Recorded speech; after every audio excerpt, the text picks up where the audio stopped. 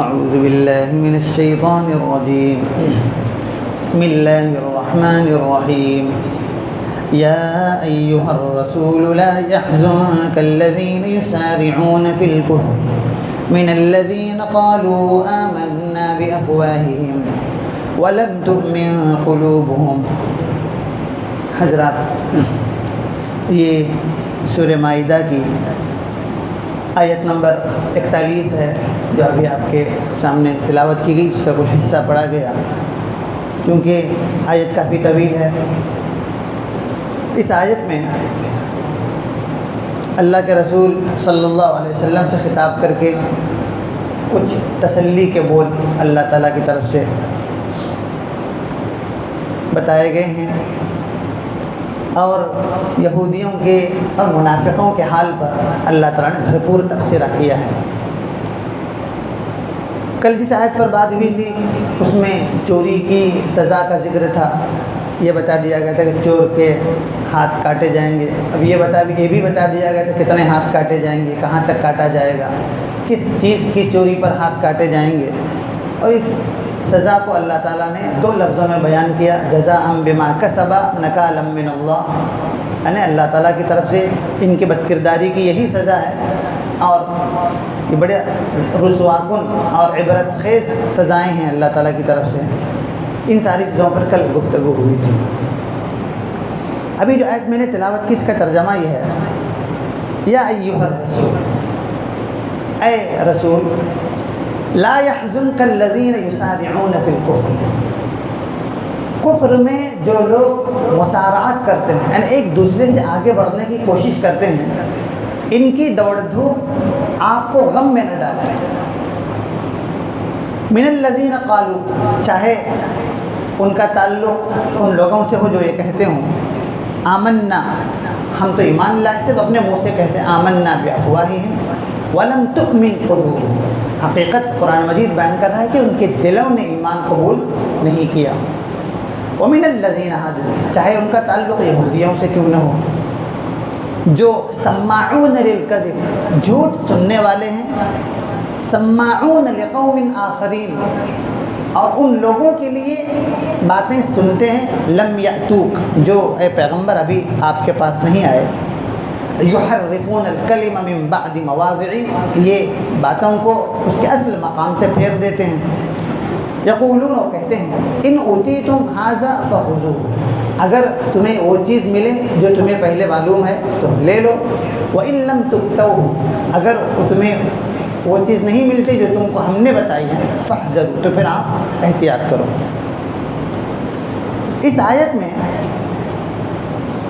اللہ کے رسول صلی اللہ علیہ وسلم کو یہ تسلی دی گئی ہے۔ دیکھیے، اللہ کے رسول صلی اللہ علیہ وسلم کی جو بڑی صفت ہے، جو تمام انبیاء کرام میں اللہ تعالیٰ نے اس کو بطور امتیاز بیان کیا ہے، وہ ہے امت کے تعلق سے کڑھن، دل کے اندر یہ فکر کہ یہ لوگ اگر ایمان نہیں لائیں گے تو کل کو کیا ہوگا، لعلک باخع نفسک الا یکونوا مؤمنین، اے پیغمبر آپ اپنے آپ کو ہلاکت میں ڈالیں گے اس بات پر کہ یہ لوگ ایمان نہیں لا رہے ہیں۔ یہاں کہا جا رہا ہے اللہ کے رسول صلی اللہ علیہ وسلم کو خطاب کر کے، یا ایھا الرسول، رسول کا خطاب کیا، مخاطب کر کے کہا، معلوم ہوا کہ قیامت تک اور کوئی نبی نہیں آنے والا ہے، اس صفت میں آپ صلی اللہ علیہ وسلم اکیلے ہیں۔ کیا فرمایا، لا يحزنك الذين يسارعون في الكفر، کفر میں جو مسارعات ہے، ہر ایک کو دوسرے سے آگے بڑھنے کا جذبہ ہے کہ میں سب سے زیادہ نعوذ باللہ اللہ سے کفر کرنے والا ہوں، کفر میں میری سرگرمی زیادہ ہے، ان لوگوں کو دیکھ کر کے آپ پریشان نہ ہو، ان کی یہ سرگرمیاں آپ کو غم میں نہ ڈالیں۔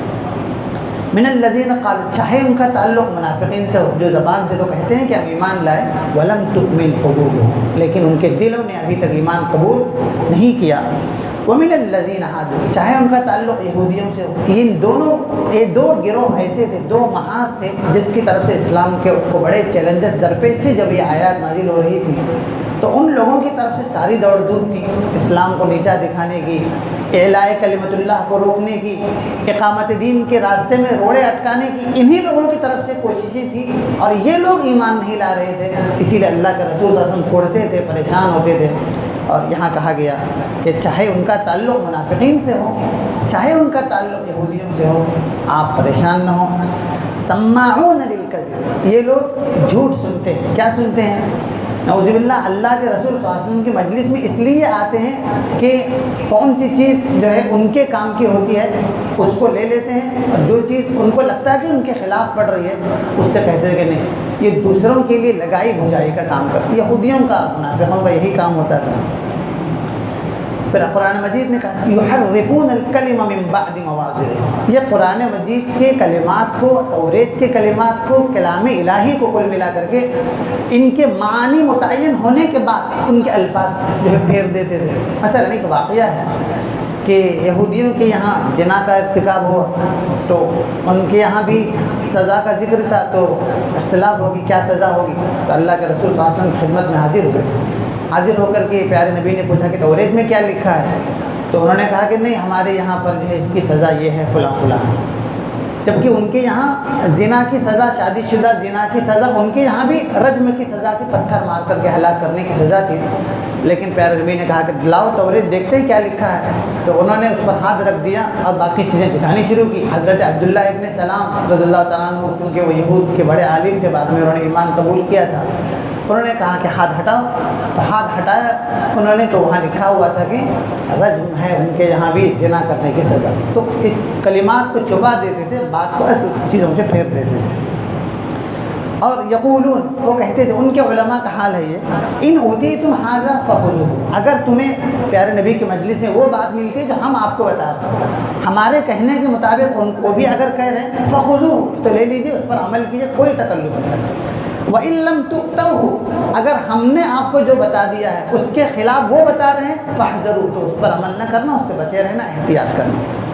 اللہ تعالیٰ فرما رہا ہے وَمَن يُرِدِ اللَّهُ فِتْنَتَهُ، جس کو اللہ تعالیٰ فتنے میں ڈالنا چاہے، جس کو اللہ آزمانا چاہے، فَلَن تَمْلِكَ لَهُ مِنَ اللَّهِ شَيْئًا، اس پر آپ کا کچھ بھی بس نہیں چلتا۔ یعنی اللہ کسی کو فتنے میں ڈالتا ہے، مطلب یہ ہے جو خود گمراہی کے راستے کو اپنے طور پر قبول کر رہا ہے، جو اپنے لیے گمراہی کا راستہ اختیار کر رہا ہے، اللہ تعالیٰ اس کے لیے وہ راستہ آسان کر دیتا ہے۔ اسی کو اللہ تعالیٰ کی طرف سے جو ہے فتنے میں ڈالنا کہا گیا ہے، اور یہ کہا اولئک الذین لم یرد اللہ ان یطہر قلوبهم، ایسے لوگوں کے دلوں کو اللہ تعالیٰ پاک کرنا نہیں چاہتا۔ یعنی کیوں نہیں چاہتا؟ وہ خود نہیں چاہتے، لہٰذا اللہ تعالیٰ بھی ان کے دلوں کو نہیں کرنا چاہتا۔ جو ہدایت کے راستے پر آنا چاہتا ہے، جو طالب حق ہے، وہ اگر اپنے دل سے چاہتا ہے اس راستے پر آنا، تب اللہ تعالیٰ اس کے لیے ہدایت کا راستہ آسان فرماتا ہے۔ اب جو گمراہی کے راستے پر جانا چاہتا ہے، اس کے لیے قانون قدرت یہی ہے، اللہ تعالیٰ اس کے لیے وہی راستے سجھاتا ہے۔ لہم فی الدنیا خزی، ان کے لیے دنیا میں رسوا کن عذاب۔ یہ کیا رسوائی ہے؟ یہودیوں کو جو رسوائی ہوئی پیارے نبی کے زمانے میں، ان کے ساتھ جو معاملہ ہوا خیبر میں، پھر اس کے بعد بنو نذیر، بنو قینقاع، بڑے بڑے جو قبیلے تھے ان کو دربدر کیا گیا، مدینے سے باہر کیا گیا۔ حضرت عمر کے زمانے میں ان کی خبر لی گئی۔ یہ جو رسوائی تھی دنیا کے اندر، منافقوں کے ساتھ جو کچھ ہوا سب جانتے ہی ہیں۔ لہم فی الدنیا خزی، یہ دنیا میں ان کے لیے رسوا کن عذاب ہے، اور آخرت میں وَلَهُمْ فِي الْآخِرَةِ عَذَابٌ عَظِيمٌ، بہت بڑا عذاب ان کے لیے تیار کر کے رکھا ہے۔ یہ اللہ تعالیٰ نے جب کہا کہ بڑا عذاب ہے، تو اس کی بڑائی کا تصور بھی ہمارے اور آپ کی سوچ سے ماورا ہے۔ آگے آنے والی آیت میں یہودیوں کی انہی کچھ کرتوتوں کے حوالے سے مزید کچھ باتیں کہی گئی ہیں۔ اللہ نے چاہا تو کل اس پر گفتگو ہوگی۔ اللہ تعالیٰ مجھے اور آپ کو ان آیات پر غور فکر کرنے کی توفیق نصیب کرے۔ وآخر دعوانا ان الحمد للہ رب العالمین۔